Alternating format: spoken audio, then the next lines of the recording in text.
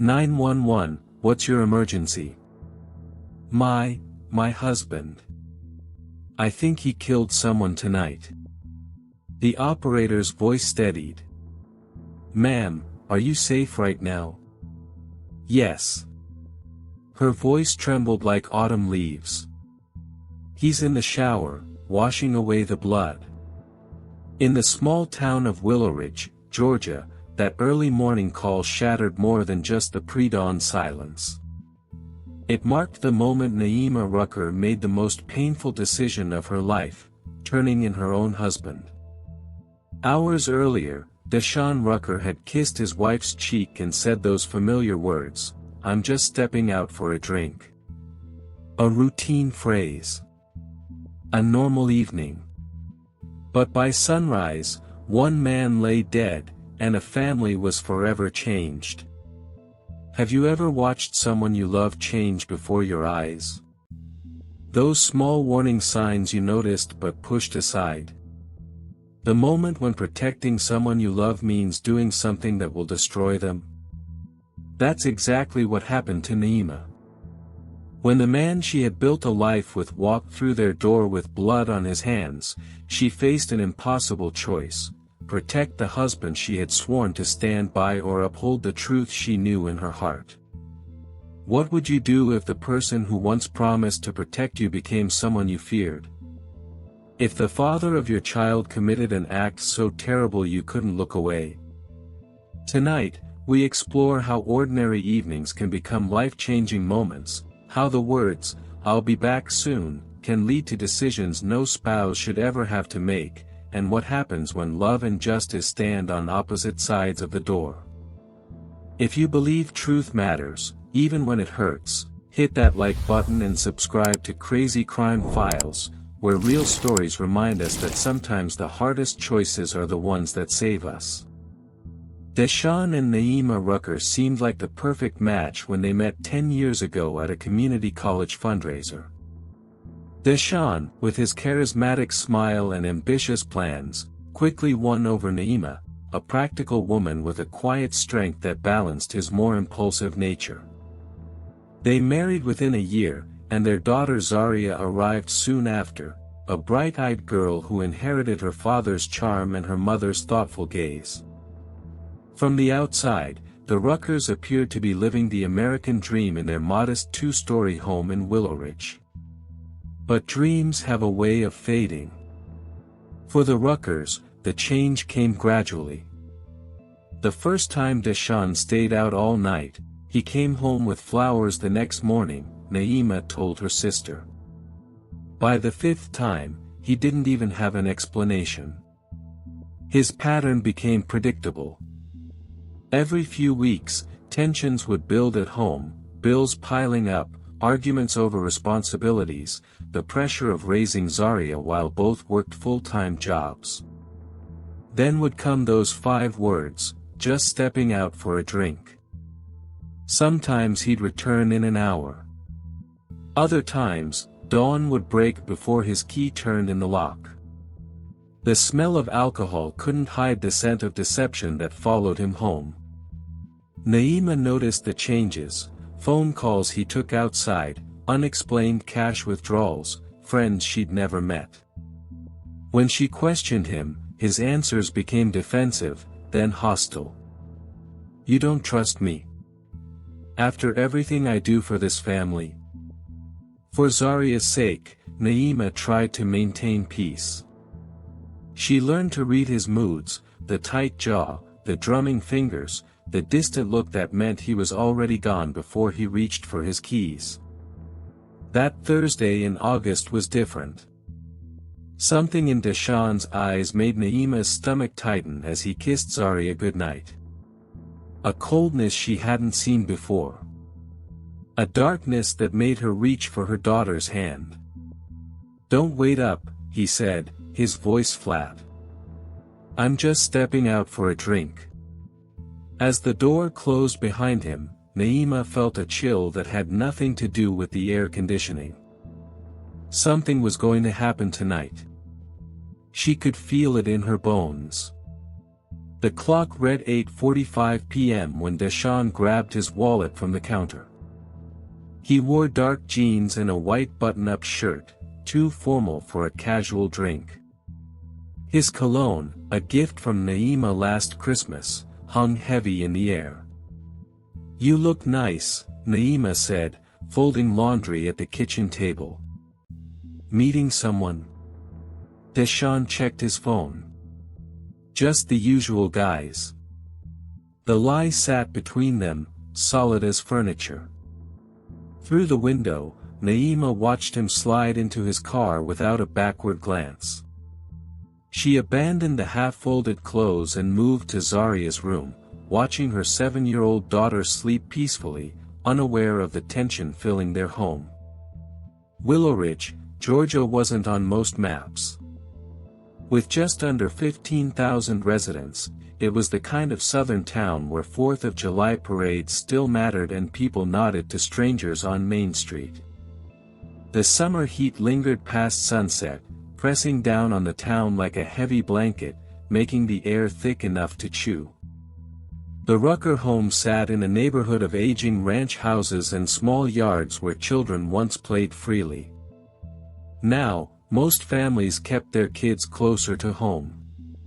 The local paper blamed it on changing times, but longtime residents knew better. The steady flow of drugs from Atlanta had changed their community, bringing money to some and misery to many. Naima paced the living room, checking her phone every few minutes. No messages. She tried calling Deshawn, but it went straight to voicemail. The familiar worry settled in her chest, heavier tonight than ever before. She made herself tea but left it untouched on the coffee table. She turned on the TV but couldn't focus on the images flickering across the screen. At 10:30, she called Deshawn's friend Marcus. "Haven't seen him," Marcus said. "Thought you two were having date night." The knot in Naima's stomach tightened. Where was he really going when he stepped out for a drink? And why did tonight feel so different? The Midnight Muse wasn't the kind of bar that attracted tourists. Located at the edge of town where the streetlights ended, it served cheap drinks to people who preferred darkness. The parking lot held only 5 cars when Deshawn pulled in at 9:15 p.m. Inside, the smell of stale beer and cigarette smoke clung to everything despite the smoking ban. A neon clock with missing letters buzzed above the bar. In the far corner, Tariq Gaines sat nursing a whiskey, his face hard in the dim light. "You're late," Tariq said as Deshawn slid into the booth. "Had to wait until my wife wasn't watching." Deshawn ordered a double bourbon. "You bring it." Tariq pushed an envelope across the sticky table. "Half now, half when you deliver. That was our deal." Their voices stayed low as they discussed the arrangement, moving product from Atlanta through Willow Ridge to buyers in 3 counties. A business partnership built on shaky trust and high risk. For 2 years, they'd managed to avoid attention, but recently things had changed. "Someone's skimming," Tariq said, leaning forward. "Money's short 3 weeks running." Deshawn's face flushed. "You saying it's me?" "I'm saying $3,000 is missing, and you're the only one handling the money." The bartender, Ellie, noticed the tension first. She'd worked at the Midnight Muse for 6 years and recognized the signs of trouble: raised voices, aggressive postures, the dangerous quiet that comes before violence. "Those two look ready to throw down," she told the bouncer, nodding toward Deshawn and Tariq. Their argument escalated quickly. Accusations flew back and forth: stolen money, betrayed trust, threats to involve other partners. When Tariq mentioned Naima and Zaria, something changed in Deshawn's eyes. "Keep my family out of your mouth," Deshawn warned, standing up. Maybe I should visit them myself, explain what their daddy's been doing. Deshawn's fist connected with Tariq's jaw. The table overturned, sending glasses crashing to the floor. Other patrons backed away as the two men grappled between tables. "Break it up," the bouncer shouted, moving toward them. Tariq grabbed a beer bottle, smashing it against the edge of the bar. The jagged glass glinted in his hand as he lunged at Deshawn. What happened next unfolded in seconds but would play in slow motion in witnesses' memories for years to come. Deshawn dodged the first swing. In the struggle, his hand found another bottle. Glass shattered. Blood sprayed across the floor. Tariq stumbled backward, clutching his neck, eyes wide with shock. "Someone call an ambulance." Ellie screamed, rushing forward with bar towels. But it was already too late. The cut was too deep, the blood loss too quick. Tariq collapsed as patrons scrambled for the exit. Deshawn stood frozen, the broken bottleneck still in his trembling hand, watching his business partner's life drain away on the dirty floor of the Midnight Mews. The first hint of sunrise colored the sky when Deshawn's car pulled into the driveway.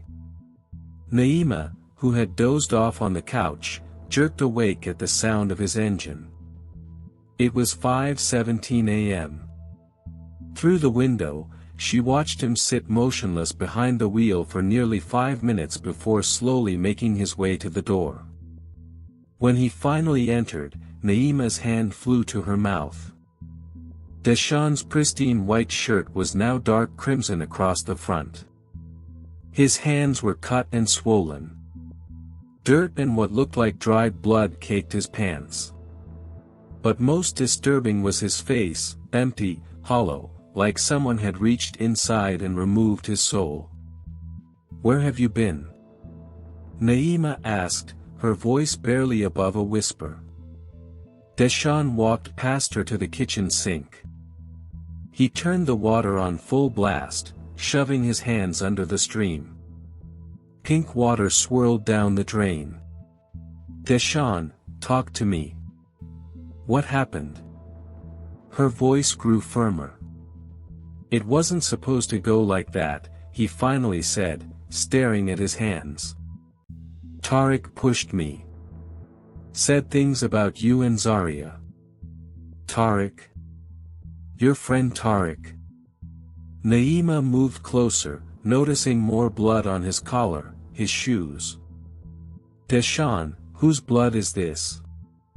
He turned to her, his eyes filling with tears. "He came at me with a bottle.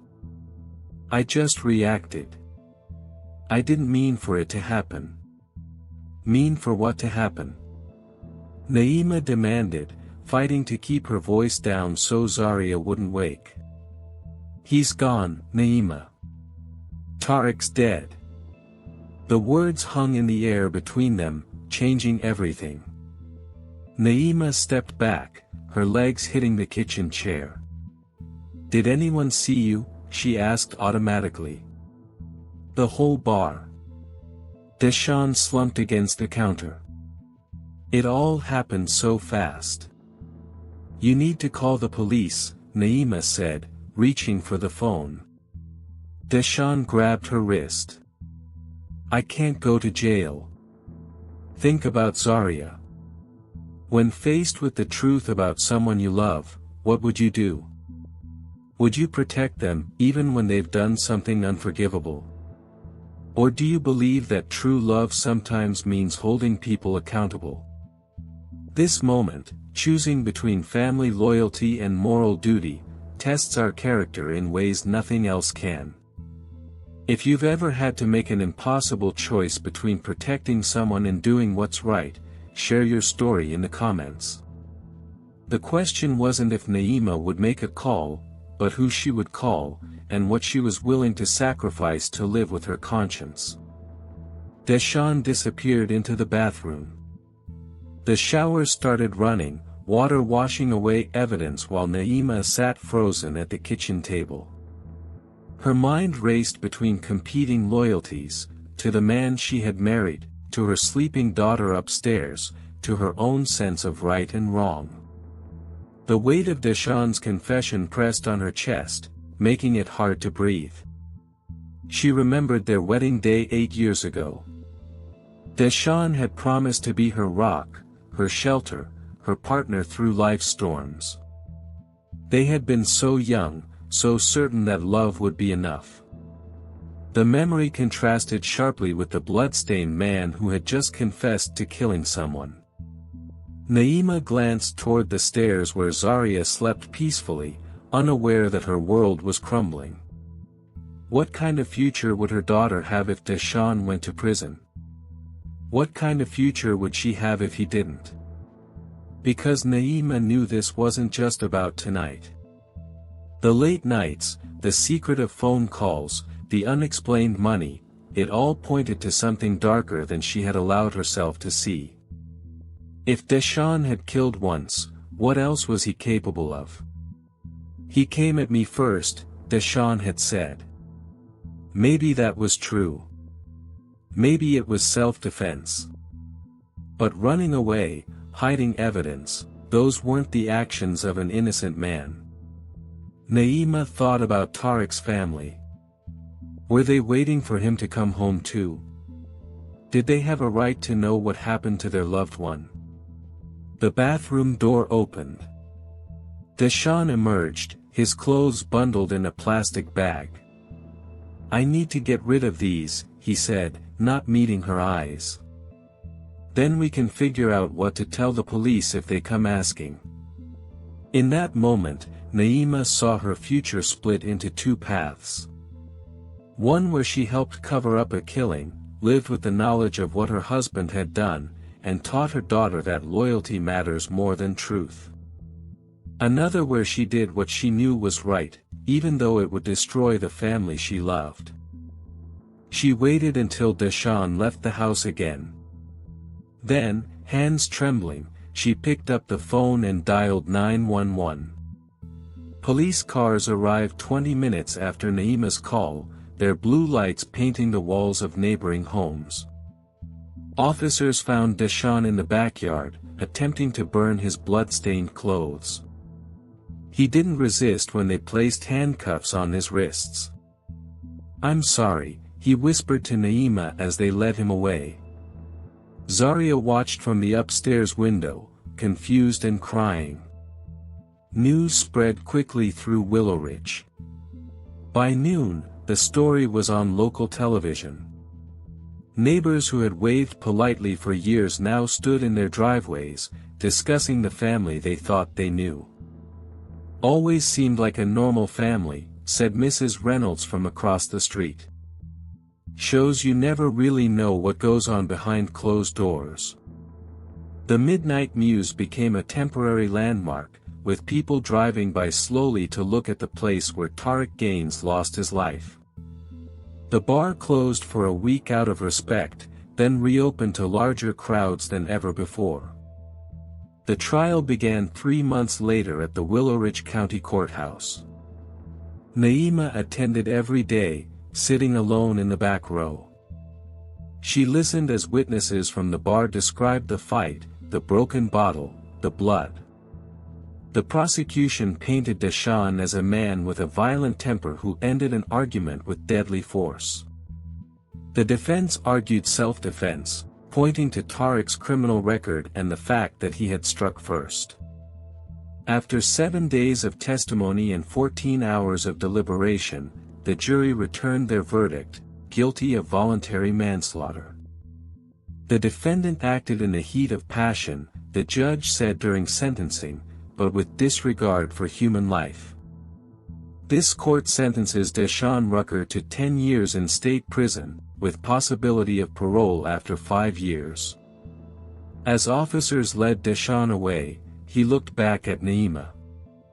No words passed between them, just a look that carried a decade of love, regret, and broken promises. For Naima and Zaria, a different sentence began, learning to live with the consequences of that night and the painful phone call that followed. 5 years changed everything for the Ruckers. Naima now works as an office manager at a local clinic. Zaria, now 12, plays basketball and writes poetry about things children shouldn't have to understand. They moved to a smaller apartment across town, away from the whispers and stares. Naima sold the house to pay for Deshawn's legal fees and build a new life for her daughter. Inside the walls of Willow Ridge State Correctional Facility, Deshawn found an unexpected path. He earned his GED, completed anger management programs, and counsels younger inmates. The man who entered prison full of rage and excuses gradually became someone who understood consequences. Once a month, Naima brings Zaria for supervised visits. The first year, these meetings were filled with awkward silences and tears. Now, they share careful conversations about Zaria's school, Deshawn's classes, and the weather, safe topics that don't reopen wounds. "I think about that night every day," Deshawn told Naima during a recent visit. "Not just what happened at the bar, but you making that call. You did the right thing. It took me years to see that. Do you believe people can truly change? Can someone who made a terrible mistake earn a second chance? Or are some actions impossible to come back from?" If you've witnessed someone's journey to becoming better after hitting rock bottom, drop a like and share your thoughts below. Is redemption possible, or are some mistakes too big to overcome?